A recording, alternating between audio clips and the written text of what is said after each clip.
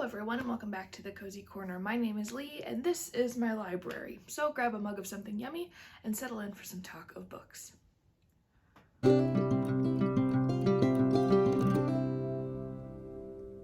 Today we are doing another installment of Around the World in 325 Days. We have traveled to North America, South America, Europe, and for the remainder of July, August, and a little bit of September, we are traveling to the continent of Asia. Now, this video is going to be a part 1 of 2 because we are traveling to 17 different countries in Asia. When I took on this challenge, challenge was created by a book blog, but I have formatted it into video form. This was a lot. This is the country that has the most books, but Asia is an incredibly diverse continent. There is so much culture and history and tragedy. I have a feeling that a lot of these books are going to make me sad. But because there are 17 titles, I wanted to split them up so that I could take my time talking about them. So there is really no rhyme or reason to which countries I put in which video. It's just sort of which ones were first on the list and which ones were second. So without further ado, let's meet the countries we're traveling to. Much like Europe, because I like to utilize our public library as much as I can, there are 2 books for this month's video that are at the library that I will check out when the time comes. So I will just give you the book summaries at the end. But the rest are actual physical books that I have with me. And so we are going to start with Bangladesh. For Bangladesh, we're going to be reading A Golden Age by Tamima Anam. This follows the story of Rahana, who is, at the beginning of this book, hosting a really lavish birthday party, I think for her children. Oh, just a party for her children. And you get this really quaint, picturesque slice of life at this party with all the guests and the joy and the merrymaking that fills this home. And none of them are aware of the life-altering events that are about to occur because this takes place in East Pakistan in 1971. And of course, their lives are interrupted by the Bangladesh War of Independence. And Rahana herself is going to have to make some heartbreaking choices regarding loyalties and family. And it does remind me of what we would consider to be good historical fiction, where, you know, it is this really quaint, picturesque slice of life that is, you know, thrown to the brink of destruction when something as tragic as the death and loss that comes with war happens. This is a piece of history that I knew nothing about, the Bangladeshi War of Independence, so I'm really excited to learn more about this one. Next, we are heading to Cambodia with First They Killed My Father, A Daughter of Cambodia Remembers by Loang Ung.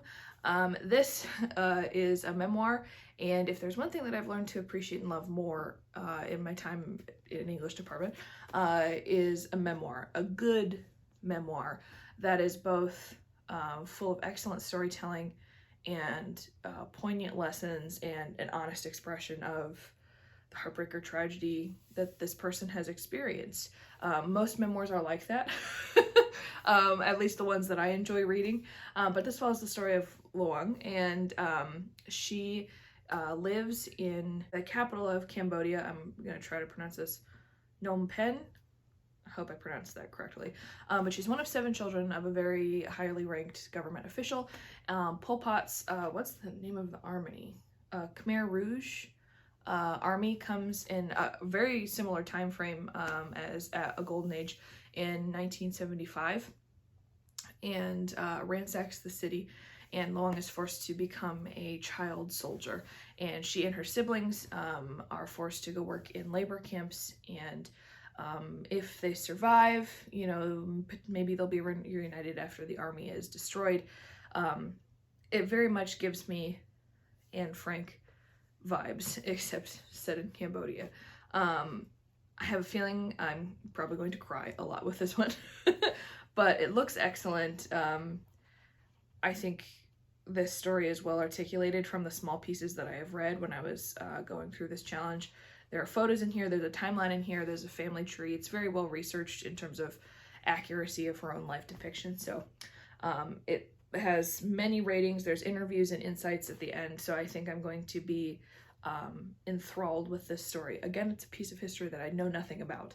And so I'm looking forward to at least learning more about what occurred. Next, we are traveling to China with Snowflower and the Secret Fan by Lisa C.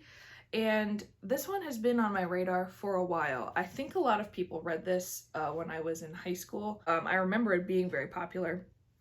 But this follows the story of Lily, and she is 7-8 years old in China and is paired with a Lao Tong, which I believe is, an old same, which is, I think, like a pen pal from what I was reading of the summary. And so this pen pal sends her, I think her name is Snow.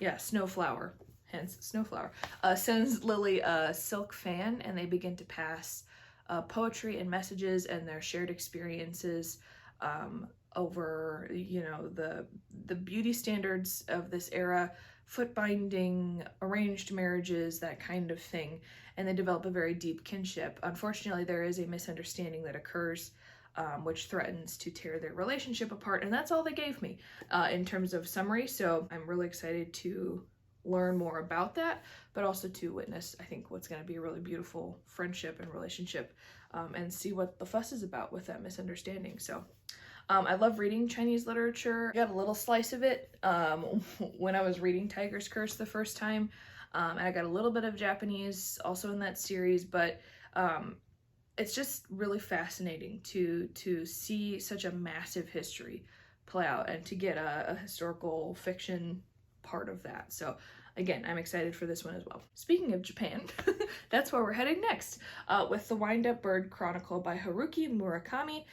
Again, this one is one that I've heard of before, and I love bizarro books that just sort of take, you're traveling down a path and they take a complete left turn and something totally unexpected happens, and it's so abstract and off the cuff, but it works so well. So this follows the story of Toru Okada, who is searching for his wife's missing cat, and then through a series of events, he starts searching for his missing wife as well, and stumbles upon the netherworld that it lives beneath Tokyo, and the crazy characters and events and things that happen below the surface.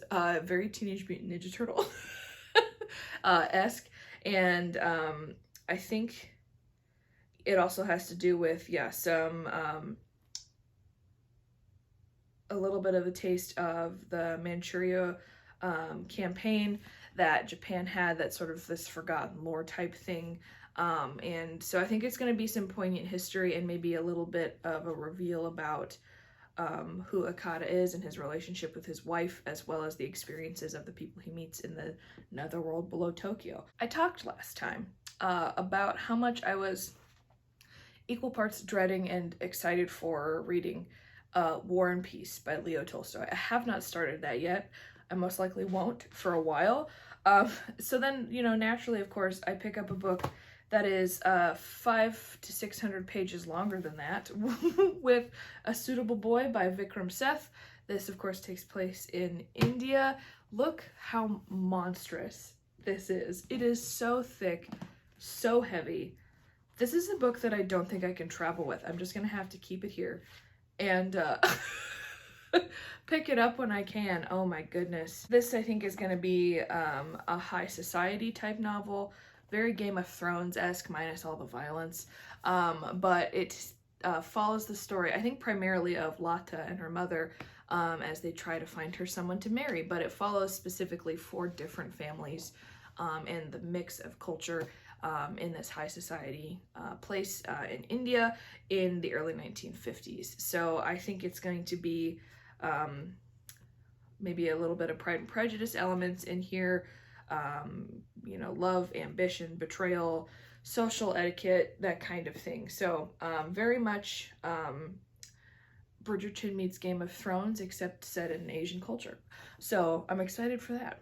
Next, we are traveling to Myanmar with The Glass Palace by Amitav Ghosh. I think I pronounced that correctly.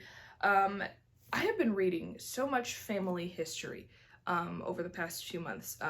It's just sort of consumed the majority of what I've read, which is fine. I really enjoy it. But the summary for this book is, again, more war and love and family. It's across 3 generations of this one family in Burma, Malaya, and India. before the door to Burma closes. Obviously, I think this is before the transition to Myanmar, if I'm remembering correctly, but basically the sort of dying of civilization when that separation happens. I love that this review says on top, says a Dr. Zhivago for the Far East. I love Dr. Zhivago, so that made me really excited. And it's an award-winning author, so I'm expecting this to be really good, but it's very minimal on its summary, so I'm excited to see what events happen with this one. Next, we're headed to Nepal with the Palpasa Cafe by Narayan Waggle.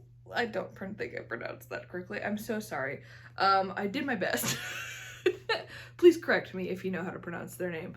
But this follows the story of Drisha, who is an artist during the height of the Nepalese Civil War, and it mostly consists of the relationship between Drisha and the first generation American Nepalese Palpasa, who returns to her homeland after 9/11.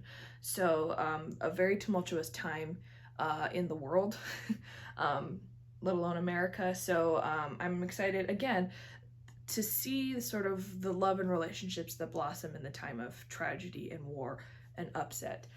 It seems to be a theme for a lot of these, but some of the reviews talk about how it isn't a powerful anti-war novel, and it talks about dragging people behind the wall of Shangri-La and sort of exposing the darkness behind it. And I have heard of the Maoist guerrilla war. I have never read of any of the details, but I'm expecting this to be good.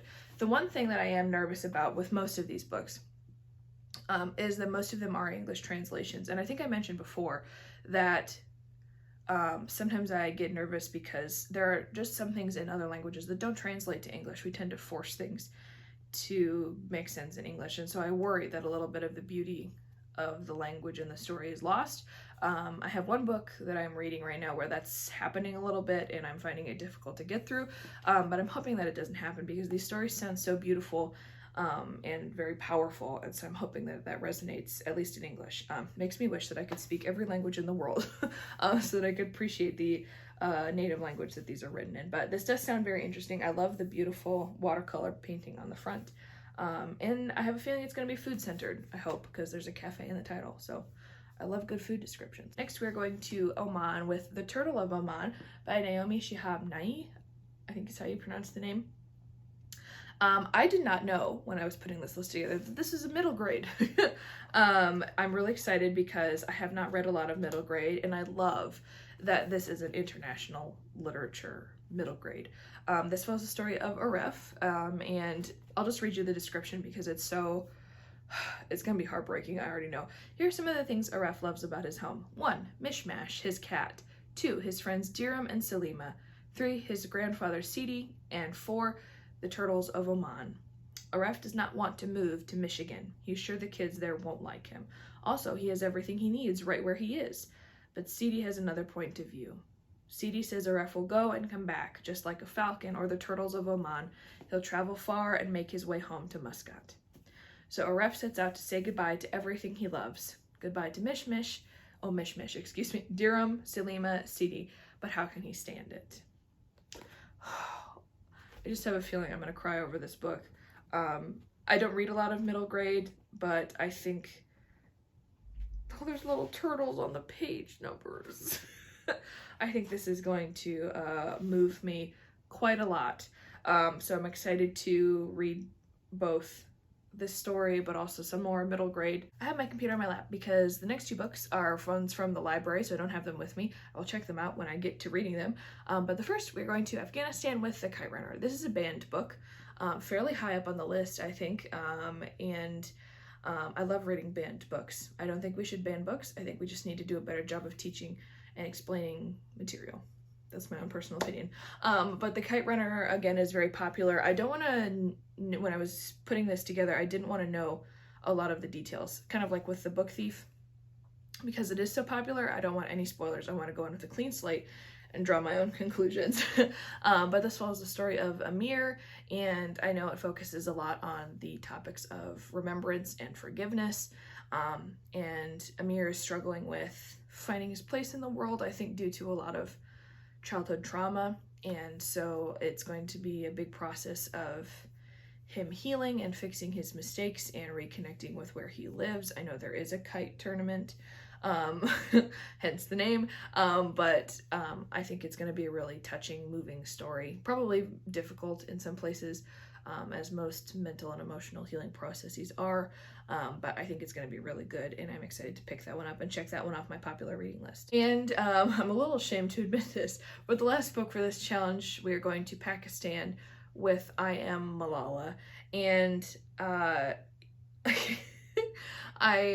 have not read this. I probably should have before this, but I just never got around to it. But it of course follows the story of Malala, but it is a family who is uprooted by global terrorism, and it tells the story of her father, who is very passionate about making sure that his daughter is educated in a time where the world, or their part of the world, prized sons. And he impressed upon her to be brave and to fight for her education despite all odds, which I love. I am completely aware that this is a very touching story, and its message is so important even now. It's been out for several years, but I'm really excited to read this one and again and see what all the fuss is about, because I know it's gonna be good.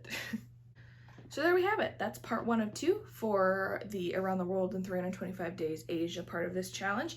And I just did a recount and realized that it's not 17, it's 19 books for this part of the challenge. So we have 10 this time around, and we'll have 9 the next time I do this video. Thanks for watching. If you enjoyed this video and you want to participate in this challenge, or you love Asian literature, go ahead and give this video a like, and subscribe, because it really does help me out and let me know what you guys want to see. And as always, a huge thank you to the friends and family who have readily supported me along this journey. It truly means the world, and I can't wait to see what's on the next page.